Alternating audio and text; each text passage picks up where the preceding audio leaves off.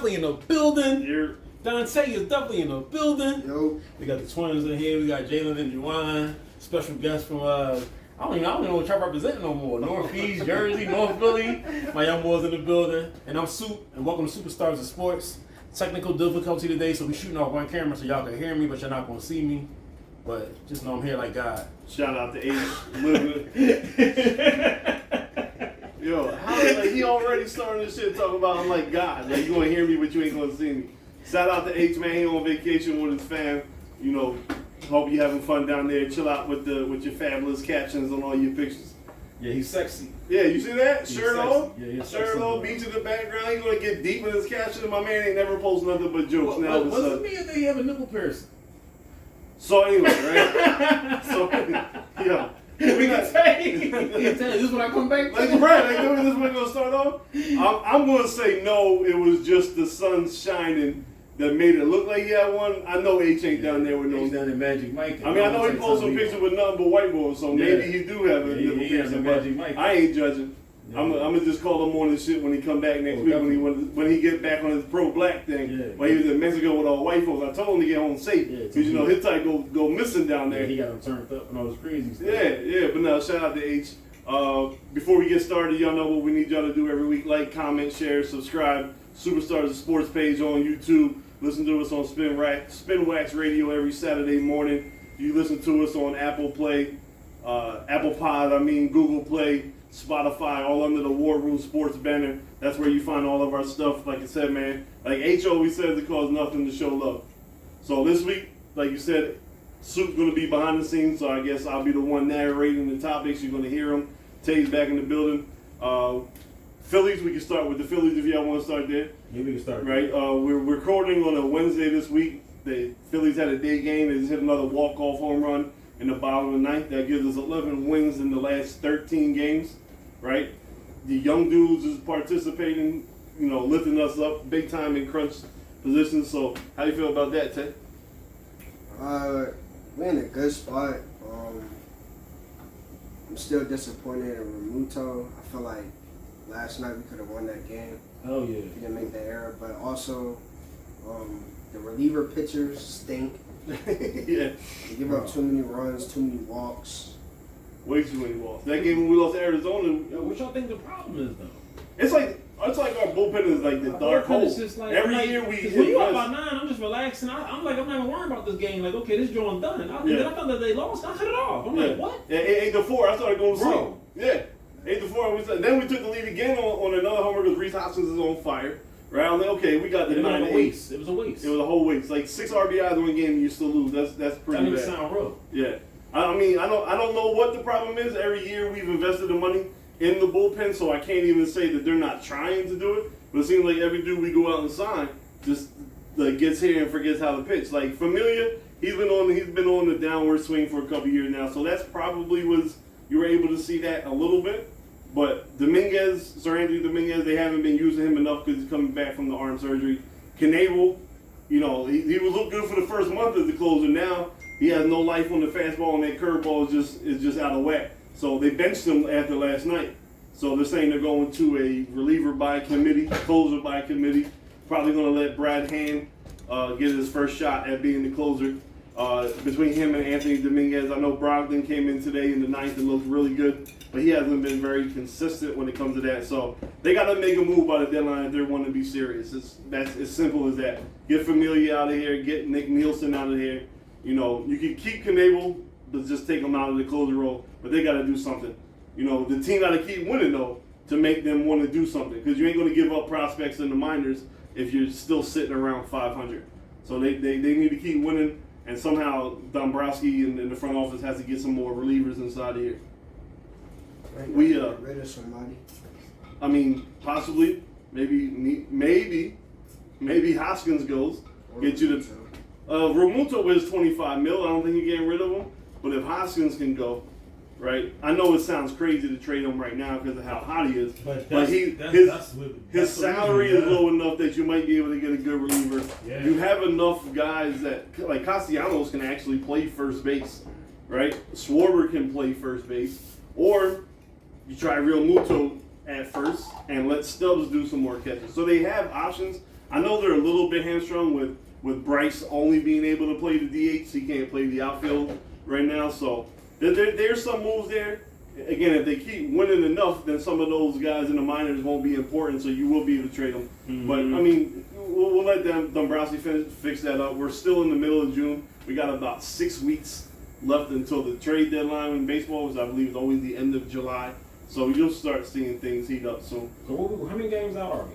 So we are now like 8.5 out of first, still with the Mets, but we're only 3.5 out of the wild card. Okay. Right, because this year they expanded it to 3 wild card positions, so we're only like 3.5 games out of the last wild card spot. So there's still plenty of time in the season. This next month we're supposed to have a pretty light schedule.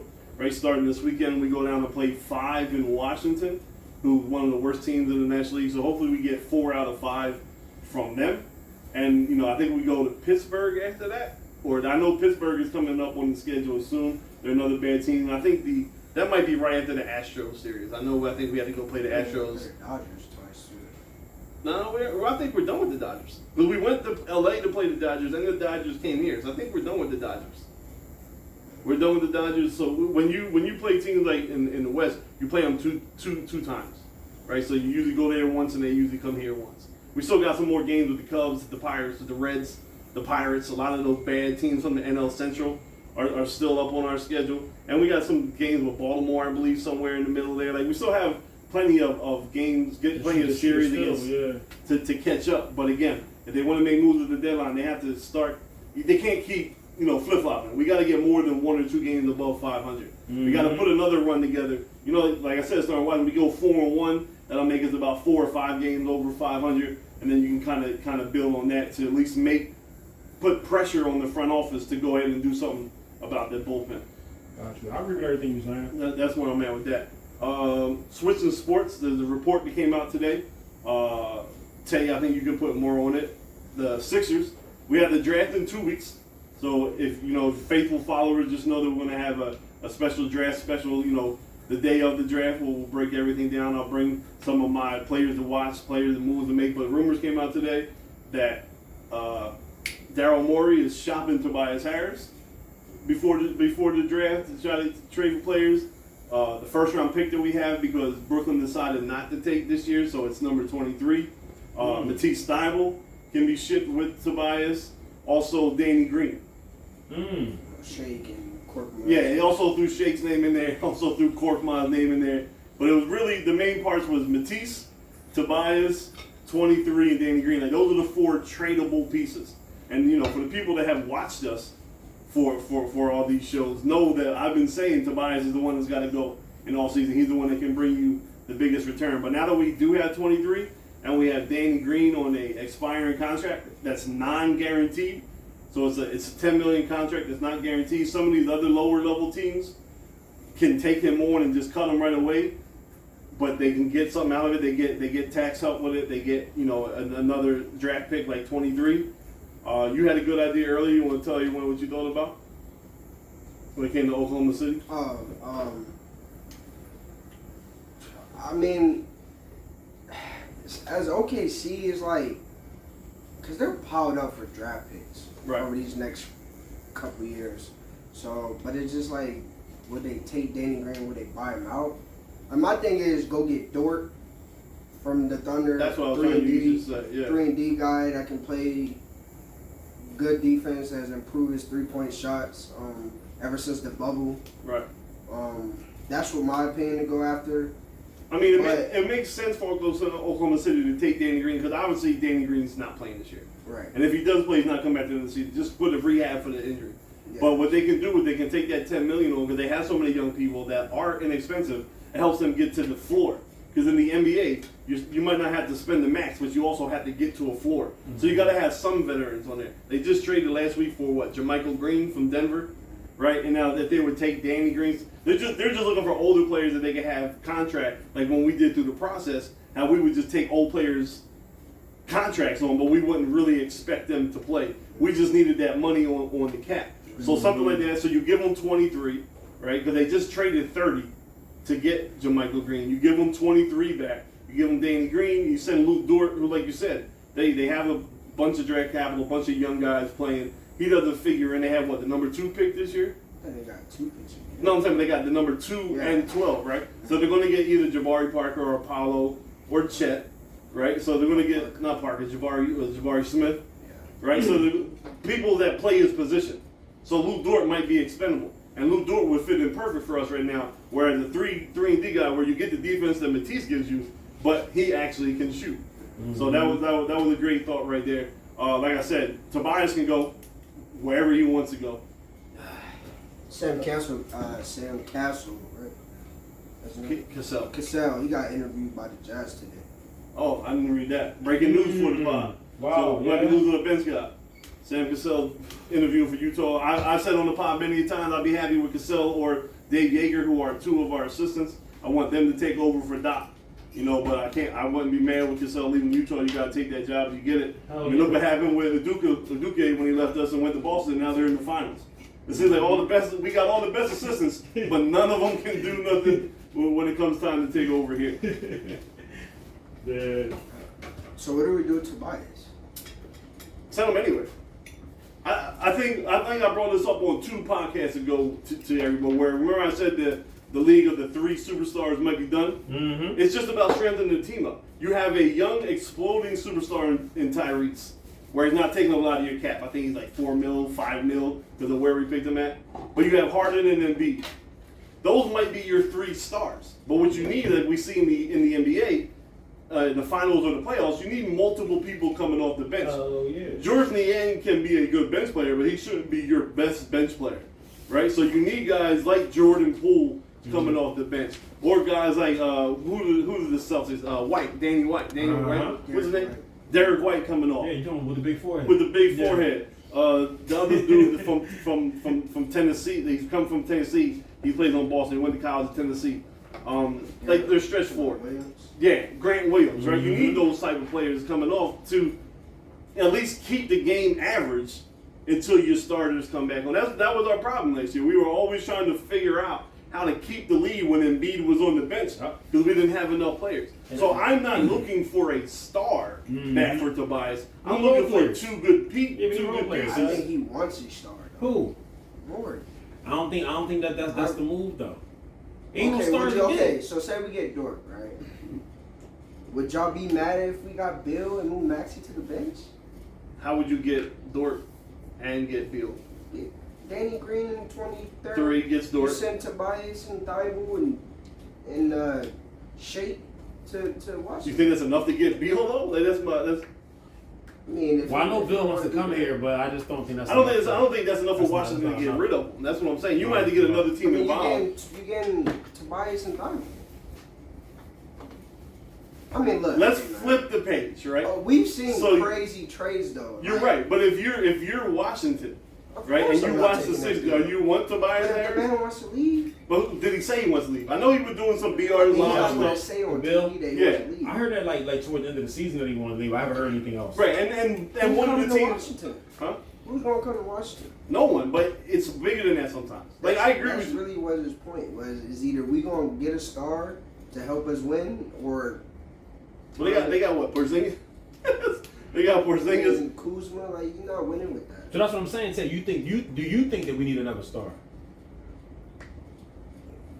I don't think you get Bill without Maxey. That's what I'm saying from Washington. I'm just it's you either definitely that, don't. Or I'm another team has to get I'm involved. just saying the fact that he threw Bill's name in a hat. Like, do he think we need another star? Bill, Levine, Mitchell. I wouldn't be mad with either 3. So you want a star? I do. Yeah, he want a star. That's what I'm saying. He want a star. He wants a monster. Like watching this year just pass wasn't enough. Because none of these doesn't work. No, these teams are not going to help us be good. You know what I'm Right, saying? because when they go to the bench, because Bill has injury problems, history. Harden has injury histories. Joel has injury histories. Like, you're going to be the 9th man on the bench. Of the other teams that are real deep, like next year, like I'm still afraid of Brooklyn. I don't care what nobody says. Right. But you're scared of why? And Ben. Like you got Ben on. So you were one of Ben Simmons' biggest fans. You still think he has something? Ben still. Are you scared of regular season Ben with Brooklyn, or are you scared of playoff Brooklyn with Ben? It don't matter. He wouldn't have to do nothing but play defense. That's all he had to do this year. He didn't want to play. There's something wrong with that. No, he had to score for us. No, I'm saying this year all he had to do was go to Brooklyn and play defense. I mean, we seen how that. But why didn't he pussy. play? Swept. Why didn't he pussy, play? that's why. No, I'm just saying, like, why didn't he play? Because he pussy. And he gonna be pussy next year. You think Durant and Kyrie gonna let him get away with that scared to shoot shit? I'm just saying. I'm just saying the way the league is looking, you could be right. If Ben plays, they're a problem. I'm not gonna, but to me, that's a regular season problem. Right? Because we've seen how he folds in the playoffs. But I'm looking at the landscape of the NBA. I don't know if the team with the 3-4 stars works anymore. Yeah. I mean, I feel like it's two. I feel like The it's Warriors two. have 2 stars. I think it's 2 in role players. Actually, the Warriors right now have 1.5. They have 1 star. Yeah, They have Steph and some pretty, like, Wiggins has stepped his game up, but I still wouldn't call him a superstar. Yeah. Clay is a shell of himself. Draymond does Draymond. Poole gives him some points off the bench, but they're not stars. Even Boston really only has 2. Milwaukee only has like some nights they only got 1. right, and Milwaukee only has like 1.5. The Tatum's thinking it up. They Nah, lose. That's a drag. What's the drag? I mean, Milwaukee has 1.5. They have 3. No, they don't. They have Milwaukee? 3. They have 3 good players, but they're not high money superstars. Say that you think Holiday, are stars. Middleton. He thinks Holiday and Milton are superstars. They're I think very so. good players. Those are players that you get to build around one superstar for it to work. Because you know what Milwaukee's able to do? To get PJ Tuckers every year and the Bobby Porters every year. And to continue to build the bench because Middleton and Holiday are not eating up the cat like Embiid, Beal, and Harden. Like, that's what's going to happen. Now, if you tell me that Harden is willing to opt out of his contract next month and then sign a Chris Paul deal, like the 3 for $90, which lowers the cap, lowers the hit for like 15, 20 million, and you can kind of finagle that into Beal and still build your bench, then of course. But I don't want to see another season where we're hoping that we play B-ball Paul as Embiid's backup because we have nobody else. That we have to depend on Shake or Niang to hit buckets coming off the bench. I need a real bench. Like I won't even. We don't have a bench at all. Right, we just when they go to the bench, we need to be able to keep it up. And we don't have no athletic playmakers. Now I know you're right. That's what Beal, Levine, and them are. But I need it consistently 1 through 8 where I feel comfortable that with Harden and Embiid on the court for the first 20-some minutes, and when they go to the bench with an 8-point lead, when they come back in, we're not down 2. Yeah, Because that happened too many That's times. what happens. And I kind of feel like I as a coach, I don't know. Like when they go on those runs, I kind of feel like I don't know if he's like I'm not gonna let Embiid get his rest, Right. Or I just know I don't have nothing else to put in there anyway. No. Right, so it's like I just want to see a complete team. It was if they can find a way to get another star. Of course, I won't be mad if you tell me tomorrow that we traded Tobias Harris for Bradley Beal. It's a sacrifice, though. Right, it's a sacrifice. What else is he going to do? And I've been on record. I'm going to say it again. Like this is the first year that I'm really judging Morey. I gave him the first 2 years to kind of undo what Elton Brand and the Colangelos did to the team. But this is his offseason where if he's going to be considered in high esteem, you gotta put together a better overall team, especially if you're telling us Doc Rivers is coming back. Right? If Doc Rivers is coming back and we're going to play the same kind of ball, then you have to build a better team for Doc. Because that might be the argument in keeping Doc. That the team with The personnel. Right, that Harden came late in the year. They couldn't gel. Personnel. He was still dealing with the injury. All those other things are relevant, and we'll never know how true it was. But they like you said, they are legitimate points. The fact that we didn't have a bench. So really, what moves could Doc do when it comes to personnel-wise? We've seen the substitutions, the lack of using timeouts at the right time, those kind of things. But he could be like, well, what else you want me to do? Like, I call a timeout for what? The same bums. It's still going to be Korkmaz and Matisse on the floor not shooting anyway. So I might as well get to this. Might as well let them get on that run till we get to the point where I put Joel back in anyway. Yeah. And hope we can come back. So I just want to see a better overall team. I'm like I said, looking at the Mavericks, at the Utahs, at the Phoenixes, at the Celtics. Some of these teams, they're not worrying about 3 or 4 stars on one team anymore. They're going with the 2-star model and just building up the rest of the team. Yeah, right. Like, tell you what you willing to give up to get another star though. What you mean? As far as Tobias. Tobias. No. Would you give up Maxey for another star? Well, it depends who you're talking. So you give us the list. What you give us the list? I'm not saying you're wrong. We're not talking about like Kevin Durant. Like realistically, who might be available in the offseason? Yeah, he said who would you give up to? Who would you include Maxey in the package with to get? Please don't start off with Levine. No, I wouldn't. I was going to say. Spider, Donovan Mitchell. See, I can't have Harden and Mitchell. They're too small. Okay. All right. Butler. I'll do it for Butler. So you bring Jimmy back home for Tyrese? Yeah, I'll do Maxey and Harris for Butler, and you can bring me back. You think Butler's available though? He just took the team to the Eastern Conference Finals. He can do all that, but look, he might miss his minutes. Okay. Is Beal worth getting Maxey? You're talking about Donovan Mitchell being too small. You don't think he's too small with Harden and Beal in the backcourt together? I just don't like. To me, I just feel like Maxey and Harden as a backcourt is just too small. Right. I feel like one has to. I just feel like. But you got to remember, this scenario is you saying that we're trading Maxey, so the small backcourt is not relevant. So who are you giving up? If it's Maxey and like Thibault and 23 for Bill, yeah. No. You got to give up Tobias because the salaries have to match. So what player are you willing to give up Maxey with Tobias for to get back here? And I'm just naming some of the names you mentioned. Is Donovan Mitchell enough for you to give up Maxey? I wouldn't do Mitchell. Is Bradley Beal enough for you to give up Mitchell? To give up Maxey. Is Dame good enough to give up Maxey? I would love Dame, but again, but you're not telling me who to put, give up Maxey for. I don't think you can put Dame and Harden in the same backcourt. Okay. I think I'll do Bill. So Bill will be the I'll one. give up. Why you think Dame and Harden can't play together? That's just two. Both players want the ball in their hand. Well, so is Maxey. Maxey is the best with the ball in hand. That's the thing. I think Harden, he's on like his assist game now. Harden needs to play point guard. Yeah, I think Harden doesn't need to be the off-ball guy. Yeah, so I think. But I feel like Maxey, they're both good with the ball in their hands. So I just Maxey's good with the ball in his hands to create his own shots. You know, Harden is not the same Harden. No matter how much weight he loses, is he in the gym? Right. He's getting old. So I feel like him just being there and then Maxey just sitting on the side the whole time while he's dribbling back and forth. And I'm not saying Harden's a bad passer. Harden's a great passer. I just feel like both of them can't be on the floor together. Okay. So who you giving Maxey for? I'm giving Maxey and Tobias for Bradley Beal, and you can bring whoever you want to bring back for us. Is Bradley Beal the only player in the league you give up Maxey for? Because you just said no to Donovan Mitchell. You just said no to Dame Lillard. Who are available? Who might be? Yeah, of course. Yeah, but that's what I'm talking about. I'm not going to say, hey, one. would you give Maxey up for Durant? Like, of course. I'm just talking about players that you might be able to get. That's the only one I can really think that would be available. Dame might be available. Donovan Mitchell might be available. But I said no. I'm not. I don't. I want Dame. I wish we get Dame. Right. But I just can't see Dame and Harden as a backcourt. Would you give up Maxey for Shai Gilgeous-Alexander from Oklahoma City? Yeah, because he plays it too. He can play the off guard. Mm-hmm. Okay. He's been playing too even when he was at LA. Yeah, but just Bill. Availability. What about your boy Paul George?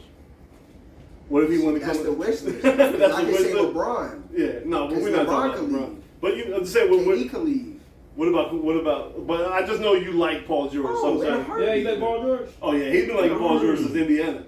In a heartbeat. I haven't liked him since Indiana. Really? He been playing with Westbrook, Oklahoma City, so you knew that wasn't going to work. Yeah, but even in LA, I just was like, why not? He been balling out there. He went there thinking he had Kawhi with him. You felt like he played like a superstar in LA? And I don't think so. Well, I think he played a lot better than what he thought. Because remember, he was going there actually to be the number 2. Kawhi was supposed to be the number 1. No, that's my question, guys. I think he played like a superstar. I think so because he took him to the playoffs last year. Yeah, and if By they didn't himself. get that alley-oop with 0.3 seconds left, right. I think they was going to the finals. And he didn't even have Kawhi. He was doing it with Reggie Jackson, Pat Bev. What if Jamal Murray became available? Would you give up Maxey for Jamal Murray? Just can't. It's too small. Too small? I think Bill would be the only one. Okay. What about Devin Booker? But they're not giving. You keep saying Devin Booker. I'm mentioning LeBron or KD. Yeah, no, you're right. What about D'Angelo Russell? Would you give up Maxey for D'Angelo Russell? No, I actually think Maxey's better than Russell. Right, I agree. I just feel like it's too small. Now, I don't know. It's just our team stinks. I'd be tired of watching Embiid losing. Like, I don't know. I just want to win. Yeah. So I just feel like, why not? You already got old Harden. Why not just put Bill on the team? I mean, it might hurt us at the end. You know what I'm saying? So the realistic targets though. My number one would be Bill would be the one to give up Maxey. Only Bill, unless you know LeBron want to leave, KD want to leave, then I'm doing anything. Everybody can go, even Harden. Hold on. Except for Embiid. Okay. I mean, obviously we're not trading Embiid, but everybody can go. Harden, Tobias. I'll send them Harden, Tobias, and Maxey for KD. I wouldn't care. Right. No, I mean obviously that. But Who you giving up Maxey for? Because I know you're a big Maxey fan. You're in the boat where you wouldn't even mind them giving up Embiid to build around Maxey. Yeah. So I'm not giving Maxey for nobody. For nobody. Not even the available players that we just mentioned. That would be not the dream scenario. I'm talking about the possibly Bradley Beal, maybe Dame Lillard. Because I'm gonna tell you something. I feel like we're in a scenario like we was when Iverson was here, where we need Maxey plus the additions. Yeah, I don't think an either or gonna make us better. Right, and that's what I'm saying. Like, I mean, again, I would have to see what the Beal deal looks like for it to be okay. I'm the way you feel about Beal. I would give up Maxey for Dame, and I'm still going to round that because there's just something that the Dame and Bill, you're not wrong with having a small backcourt, but this is where it again goes. If you build the rest of the team, like if you get Lou Dort, you're still going to have defensive players on the court. You know what I'm saying? Because there's nothing that what we haven't seen that we thought we were getting with Harden was when that shot clock is getting low on them crunch times. You know Dame's getting the ball. Everybody else in the world knows Dame's getting the ball. You still can't stop. And Dame was scoring. Right. One thing I did like what you said though, when you was talking about getting Bill and moving Maxey to the bench. I didn't have a problem with that. Because I like him with the second unit. Yeah, but I just don't think you can get Beal without I'm looking at unless there's another team involved where it's Harris and we're giving up picks and some other players to another team and maybe somebody like Oklahoma City sending some higher picks to Washington, things like that. I'm just looking at playoffs. Like playoffs, you're not running a whole five off the bench. You usually running at point guard at either a 3 or 4 and a big. So I'm thinking you put Maxey on the bench with Ning, and then you get you a solid, because Drummond's a free agent again next year. And you know Doc loves Drummond. So you might as well go, hey, $2 million here, come back. He ain't want to leave.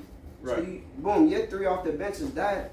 Then you got Harden, you got Bill, you got Dort. I mean, you probably going to have to find a 4, unless you get that back in the package from Washington. Some 4 like, but I don't know. You need a stretch 4 with Embiid. Yeah. You can't clog the paint. That's why I'm cool with Niang still being here. Yeah, he's just lazy. I mean, I'm just saying. I think he was hurting the playoffs. I think he was hurting the playoffs. I think he got in some bad matchups because we didn't have a bench like everyone. What you say? I ain't I'm just smiling. I know you don't like him. I'm just saying. No, I have a problem with him, yo. What my point with Niang is he's not a starter. You know what I'm saying to me? He could be depending on what you bring. Because you depending on, again, this comes back to what the bench is. I think the reason why Niang looked worse than what he was is come playoff time, we had nobody else come off the bench. So he was our number 1 sub coming off the bench. I feel like he got thrown to the wolves. He got thrown to the wolves, right? Yeah, because you got to remember when he earlier during the regular season before we made the Harden trade, when we had him, it was Drummond, Niang, and Curry coming off the bench. There was other players around that he didn't have to carry the bench load. After the trade, it was, hey, Shake and Niang, go try to make something happen. Yeah, try to keep the lead. Yeah, try to keep the lead. Or, because they would leave Harden on the floor with him, and Harden would dribble out till 5 seconds left in the clock. And if they don't hit the and then threw it to Niang. If you don't hit it, then you're useless. So, they don't hit the open 3. Again, I'm not saying Niang is going to be an all-star. The dribble? Because I never saw him. If he's in the right matchup. Okay. Not too much, because he used to that's what I'm saying. Another thing, he started looking worse as the season ended in the playoffs was he started doing too much with the ball. He would dribble and fall because he's no balance. He can be okay in spurts. It's just he was trying to do too much with the ball because he knew we didn't have no other offense on the second. Just sit in the corner. Just sit in the corner, come on the screens, spot up and shoot the threes. But overall, I just want to see the bench improve. Mm-hmm. I'm not pressed on getting another star. I'm just pressed on watching Daryl Morey build up a complete roster, and if he doesn't, then it'll be time for him to get up out of here. But the most important thing he's going to do is try to have to convince Harden to take less money. What if he doesn't want to come back? Who? Harden. Well, that's even better for us. No, because if he don't want to come back, that's it. We're good. Wait, It ain't really that many free agents. No, so we will. If Harden opts out this year, right, and he has to make the decision in the next couple weeks. If he opts out and says, "But I'm not coming back," we're going to take a hit this year because we don't get all that cap space. So we'll go back to being the three people of Maxey, Harris, and Embiid. Right, we'll get some cap release to sign some wing players. But the next year, I'll still move Harris though. If Harden doesn't come back, I don't think you do that because we played good together before Harden got there in the midst of the Ben saga. Movie. I don't think you. I don't think you're gonna. I would have just moved him too. If you're gonna stay, we're not gonna win. I said you keep one more year because then in the next offseason where you do have all that space from Harden not coming back. What if he plays worse? Hold on. Right, but hear me. This is what I'm saying. Worse. If you take a step and we'll be mediocre, but that next offseason you get all the money finally from Harden, and Tobias will be in the last year of that bad deal, which means more teams will be willing to take him and give you better return for him because it's an expiring contract. That's my thought process. I'm playing the long game. Like if you still trade him this offseason, then you got 2 years, almost $80 million. They're not going to give you a lot of return because they're doing you a favor taking the money off the cap. But if Harden says I'm not coming back, you play next year with Maxey, Embiid, and Harris, and then at next offseason you'll have the money, the max level slot from Harden, and you'll only have the buyers on 1 year left, and someone's getting it back. How many more years y'all giving Embiid to be good, to be great? At this level, 3.5, 4. He got to. So his new 5-year deal. That's why I'm saying. That's why I want Bill. Get him out of it. We wasting because if that happens, that's another wasteful year. Never put off tomorrow what you could do today. Well, then give up Maxey and get Bill. I'm just not. I'm not sure that that's gonna make us better. But Tobias gotta go, yo. Like he hit his Our team is so weird. And I don't think Tobias is terrible. It's just that we need more out of him. Yeah. Well, I don't think we need more out of him. I think we need more out of that salary. I agree. Right? So it's the same thing. If you can split, but I'm saying you can split his one position into two. Yeah, that's true. You know what I'm saying? Yeah, you're right. I think we just need more for that max slot. That if we can cut his salary in half and get somebody else. Right. His output not bad. It's just that he's making way too much bread for his output. Correct. It's hamstringing the team with the amount of money tied up in a player that shouldn't be getting. It's crazy. Who's probably like you said, he's probably getting he should be getting paid half of what he's getting paid. Right. And no disrespect to him, because like I said, he got the deal he got was the deal he got. You know, right. It's not his fault for taking it. It's our fault for giving it to him. Yeah. But we got 2 more weeks for the NBA draft, so we'll be back with a full. I was so mad at that deal. I was calling Elton Brand Billy King. I was like, that damn Billy King. I was so mad about that deal. That's crazy. I know Soup hasn't been watching NBA Finals. Well, what's the record now? It's 3-2 Golden State. Count it out. Yeah, let's do that. So fucking watch it.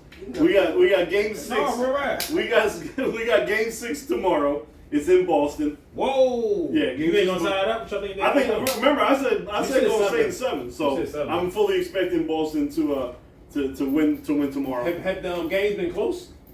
Yeah, for the most part. There was one blowout.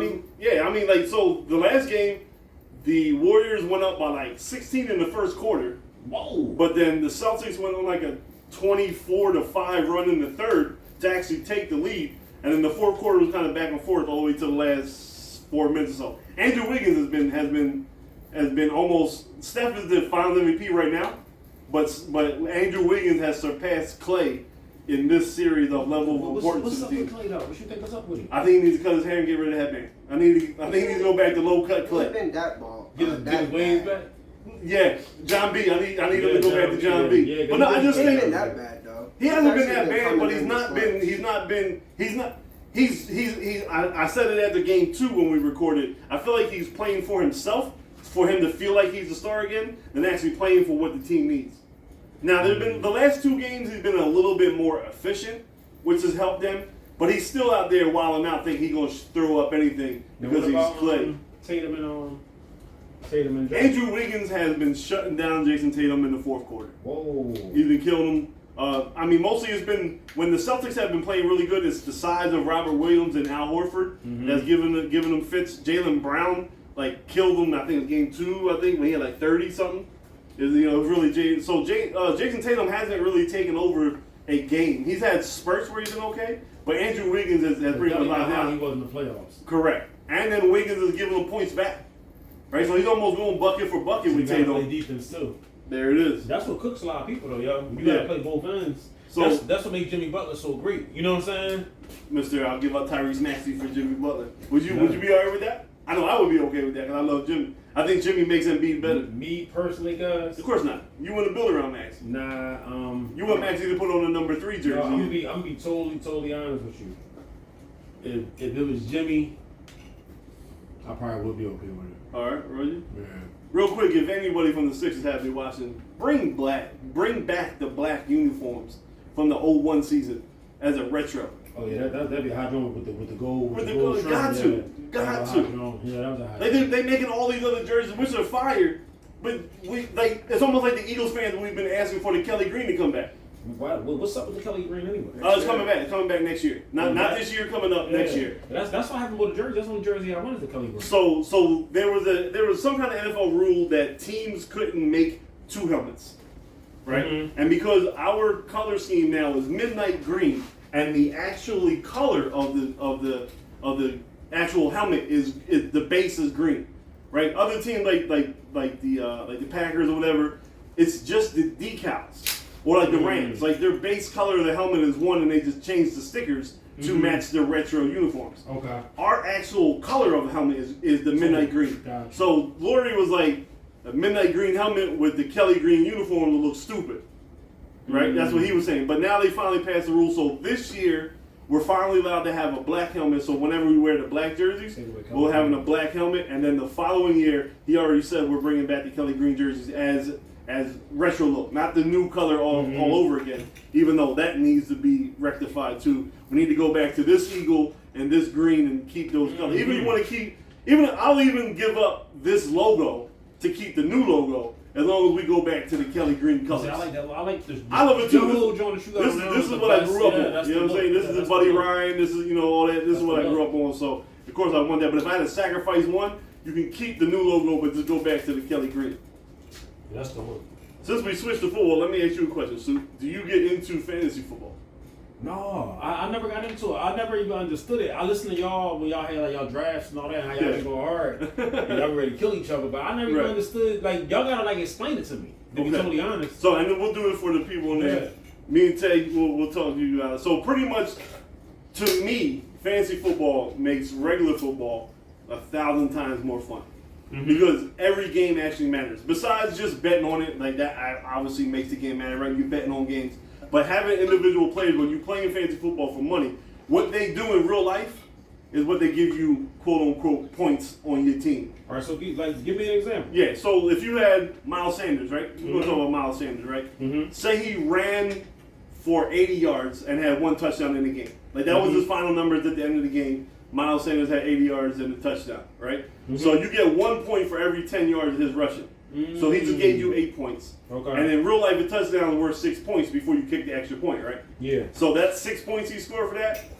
You got that 6 points. So Miles Sanders just gave you 14 points in his game today. Okay. Right? Now, you have a team where you have a quarterback, you have 2 running backs, you have 2 receivers, you have a tight end, you have what they call flex position. It can be any position.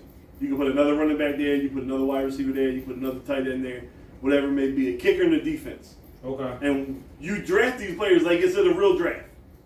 Okay. Right? And you just pick the players that you want on your team, and then I have my guys that start on week 1, and Dante has his guys that he drafted on week 1, and whatever our points add up to be, if my team beats yours, I beat you.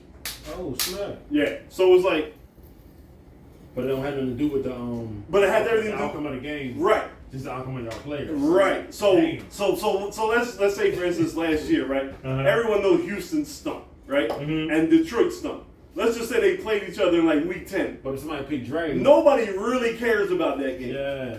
I had Dre on my team. That's what I was about to say. I'm fucking watching that game and I'm yelling at the TV, yo, throw the ball to Dre, let him run. Like, so that game means something to me. I don't care who's winning. I just want Dre to go nuts, right? And he might have Brandon Cooks from the Texans, the receiver. So when the Texans get the ball, he's like, yo, throw it to Cooks. Because every time he catches the ball is a point. Every yard he gets is a point. If he catches a touchdown is a point. Damn. He wins all that. So every game means something. So I don't care, like every Thursday night game when it's the first game, I don't care if it's like the Browns versus the Titans, right? There's not an Eagles, but I care about it, number one, because it's football. I like watching football. But if I got Derrick Henry on my team, or if I got Odell when he was on Cleveland, I really care about this game because I need them to go off. I need them to go crazy. Now, who keeps the score? ESPN, you can like ESPN, CBS Sports, Yahoo. Yeah. So you could look it up and see how many points each player has. No, you follow along on the app. Shit, It's an app. all that. Yeah. I might get into this year. So there'll be times, well, if I'm playing him, there might be like two receivers that I think will have a good game. Mm-hmm. One of them plays at 1 o'clock, one of them plays at 4 o'clock. Mm-hmm. I'm like, you know what? I might go with that 4 o'clock guy because the later the games go, I need to know how many points I need to have by winning. You know what I'm saying? Gotcha. Because then you go into the Monday night game. If two teams that are playing Monday night as a player, at the end of Monday night, whoever has the most points, then you win. Damn. But we gotta play for bread too, right? Like we're playing for bread. Oh, okay. There's a league we put 200 in for each person. Like you can come out winning 1,500, 2,000, depending on how many people. Because most leagues have like 12 teams or 10 teams. Gotcha. Right? So the league that you've always heard me talk about, we got 12 teams and we do like 150. So if you win the whole thing, which I won 3 different times, Damn, we'll bro. throw that on the record. Beat him in the playoffs every single time.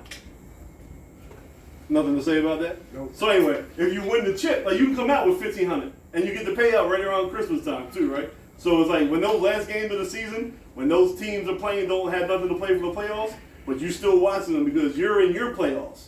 Got you. You know what I'm saying? Like we don't wait for the NFL to go to the playoffs for us to go to the playoffs. It ends during the regular season. Got you.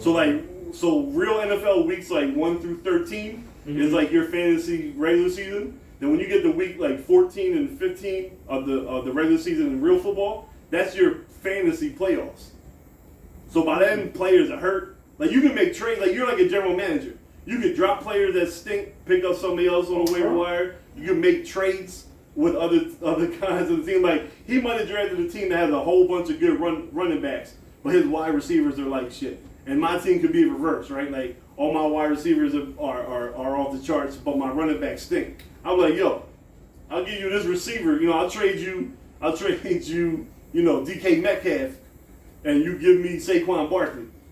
And we just make the trade. As long as he agrees to it, and then the league gets to vote on it. Some leagues you have to vote on it, but you just make trades. Or you waiver wire. Say you picked up Christian McCaffrey from the Panthers, but he's been hurt the last couple of years. Mm-hmm. He gets hurt, you can just drop him and try to pick up his backup. Because you know other people in the league who might not have good running backs. Because it's all about the chance to produce. You want the most amount of players, like even if you have a bad team, you want the best player on that bad team because they're going to throw the ball to that dude all the time. And even though I'm going to go back to the Lions last year. So you remember Dre got hurt, right? Mm-hmm. Dre got hurt like around week 8. Their best tight end got hurt around week 8. They had this wide receiver that was a rookie who really didn't do nothing the first half of the season named Amon-Ra St. Brown.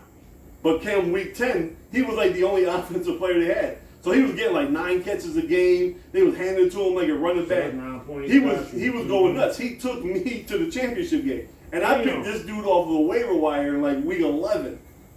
Because I was just reaching for things. You know what I'm saying? Because I had a bunch of injuries on my team. Mm-hmm. And this dude had like a game or two and he was under the radar. I was like, let me pick him up, see if he keeps it. And I wound up starting him down the stretch. And he was dropping like 20, 25 points a game for me. Yeah, I never knew. Like when I say I just broke it down, I never knew nothing about fantasy football. So it's like you have to know football, right?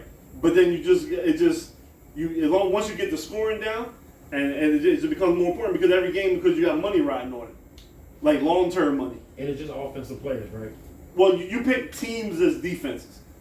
Okay. Like the Baltimore Ravens play good defense. So right, you get points for sacks, you get points for interceptions, you get points for fumbles. If they shut a team out. But it's just not individual. Yeah, I mean, some leagues get real deep where they do individual defensive players. Okay. So, like, give me a defensive player that you know that, like Aaron Donald, right? If he had 5 tackles in the game, you get some points for the tackles. If he has a sack, you get a point for the sack. Okay. You know, but we don't play leagues like that where they get that. We just go. That's a lot going on.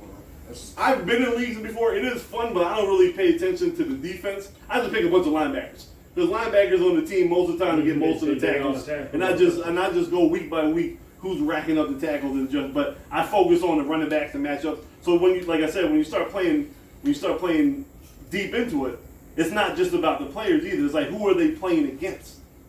You know what I'm saying? Like, if you have a wide receiver on the 49ers and they playing the Rams that week, if you got the best receiver on the Niners, you know the Rams are going to put Jalen Ramsey on that receiver. So he might not have a good game. So even though he might be your best receiver, you might not want to start him that week because he's probably not going to do nothing good that week. Yeah, well, they might even chance the ball. Right. So just take that guy out of your quote unquote starting lineup on your fantasy team and put a different receiver in.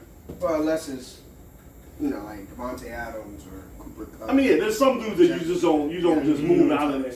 But you got a little matchup. Sometimes you got to look at the weather, right? Like if you're playing in Green Bay and it's cold and it's snowing, you know what? They're probably running the game. I might not start. I might have Aaron Rodgers, and Aaron Rodgers is one of the best ever. But if it's like 40 degrees and it's snowing and you think they're going to run, who else you got on your team that's a quarterback? Because I might need Jalen Hurts that day because we're playing in Miami and it's sunny. And he has a better chance of throwing the ball better than Aaron Rodgers in the snow. They probably gonna stick to a running game. Exactly. So all that becomes a factor when you get into fantasy football. I don't even think I'm smart enough. You do the practice drafts. I'm remember on your phone like, yo.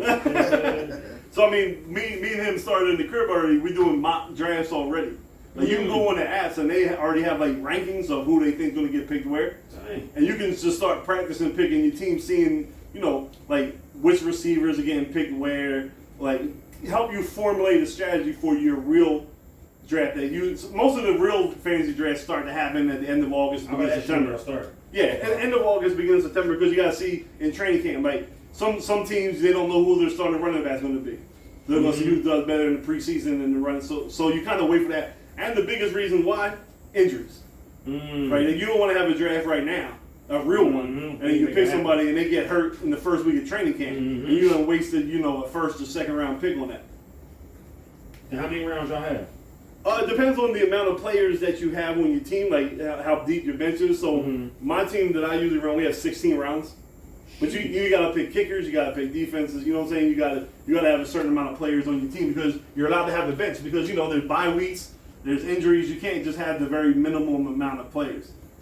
Okay. So like you start 9 players and you usually have about between 6 to 8 on your bench. Okay. Like so you have a starting quarterback and maybe a backup quarterback, right? So you might pick Pat Mahomes early, but he's still going to have a bye week where he's not playing. You might want to pick somebody like Derek Carr or some other quarterback that you just need to start 1 week when Pat's not playing. Same thing when you got to start 2 running backs. You usually have 4 or 5 in your team. Same thing with receivers, just kind of that stuff. So you have guys on your bench that you can make decisions week by week who you want to play. Okay. Or like I said, if you have a bunch of receivers that are good but not good running backs, you see another team with a bunch of good running backs, you just start training them left and right. You could just say I got 4 really good receivers. One of these guys is just sitting on the bench every week because he's not, even though he's really good, he's not better than what I already have. I need another running back to kind of balance my team out. Let me trade this wide receiver over to Dante's team and get one of his running backs that shoot some more points. Yeah, right. So you just kind of go back and forth like that. So for the people that are watching, as we get closer to football season, we're gonna start having our little fantasy football minute, just giving you sleepers, top picks, who to look out for, so on and so forth. Just to broaden the horizon of the podcast here. We're gonna bring the bets back as we get closer to football season as well. We'll have our gambling spot too. So we have a lot more coming to you guys in the near future, so make sure you stay tuned. What you got for Father's Day, Sue? Oh, I'm going to the Bahamas. Oh, Sunday. Yeah. Okay. I told you I need my chips with the dip. Okay. I need my chips with the dip. Oh yeah, you wasn't here last week. I already told him about. If I don't get nothing on Father's Day. I watched. Just because I wasn't on the pod didn't mean I didn't watch. Yeah, if Father's Day, if I don't get late, it's a problem, man. So you on the Bahamas? Are you saying you're gonna have the nipple ring too? Since you said H had it. I'll probably just throw a thong, love the speedo or Hey something. Like, comment, share. Like you in a basement full of men and you gonna talk about you walking around with the banana hammock? I'm okay with my sexuality. You could be okay. That don't mean you need to talk about it. You know what I mean? You don't need to talk about it. Yeah, how uncomfortable you think my man's in the chair right now knowing that you're gonna have your slung out on it? He lay as long as he ain't there and his shit gonna be sharp, he don't give a damn. Okay. Yeah, he don't give a damn. What y'all doing Sunday? I don't know. What is happening on Sunday? I don't know. Oh, okay. It's a surprise. Surprise. It's like they might go surprise you or something. Nah, they ain't doing shit. No, you're a great dad. You gotta get something. You can't No, just we another ain't day. doing nothing. It's just another day. You gotta burn this thing down, baby. I told you it's gonna be all about Juneteenth in my house. Oh man, no, cause We'll see. no, I better not hear that, man. I'm telling you. But that is just another day. Yeah. You gonna say something? You gonna say something to Fee about it? Yeah, I'm gonna call him myself. You gonna whoop his ass too? Man, I can't whoop his ass no more. Yes, you He can. whoop my ass. Oh, shit. These old bones of mine. Yeah. You got the old Showtime with the Apollos, y'all. Take restrain people all day. You know what I'm No. saying? You gotta put me in some type of hole. You know, some type of hole. I ain't gonna do that to myself. You know, what am I, taser? You know what I'm saying? I know you. We've talked about gun control before, and we know you got some. No. If it's a fair fight, I can pull. I can take an ass whooping, cuz a lot of people can't. That's the problem with the city. So when you say you go to the Bahamas, who's all going to the Bahamas? Just you? Me, my wife, my daughter, and my niece. Okay, that's what's up. Yeah, so yeah, like we'll be back Friday night. Yeah, Friday night. It's a 4-day. So next week we're not gonna be recording with you. Yeah, but y'all recording, I know, right? Right. I'm just saying without you. Yo, next week be nice week for y'all. I want to go outside. Yeah, that was. Yeah, we got a different setup coming for y'all. Yo, I know y'all love hot, the basement. That'd be But hot. we got something new coming up for And I'm y'all. gonna show y'all. I got an outlet and everything out there for. Yeah. If y'all need to, like, you know what I mean, to put a plug in there, that's gonna be hot. Yeah. That's gonna be really hot. That's gonna be really hot. You're not gonna give the listeners any hints of what you got coming up for Father's Day? As long as it's summer. You know what I'm saying? Cause Nah, we know we're playing. They always take care of me on Father's Day, especially this one right here. Especially y'all like best friends, so I couldn't imagine. You know what I'm saying? Like a Father's Day go past that Taylor with you. Am I your best friend? Son? Yeah, you know what I'm saying? And then you No, you ain't even girls. answer the joke. And your girls like you like daddy girl. You know what I'm saying? I couldn't see it. Hey, I'm not your best friend. You gonna hurt my feelings on He me? probably one of he one of his best friends. It's a different I'm just fucking. type of friendship. I'm just fucking with it. You know that's my guy right there. Though. Yeah. So we're gonna wrap this one up. Again, shout out to H. Enjoy your family time, man. Enjoy your vacation. We recorded on a Wednesday, so we're gonna be up a day earlier, more than likely. We get you up there. We need y'all to like, comment, share, subscribe. Spin Wax Radio every Saturday morning. Listen to us on Apple, Google, Spotify. All you download and stream underneath the Superstars the Sports banner, which is underneath the War Room Sports page. Ready to see this tomorrow morning? They might be. They might be. Warriors in 6. Oh, Hammer shit. it. Curry over player prop points. Oh, we're giving out bets now. I didn't know it was going to be up tomorrow. No, wait, let it loose. Let it loose. Listen, Curry will never shoot, what is it? Over 9. 7, Over over 9. 9 threes ever in his life. So he's giving y'all the Warriors money line. How many threes from Steph and Mark? 3 plus? 5. 5 plus. Steph over in the points, 5 plus threes. Warriors money line. That's what Tay's numbers are this week.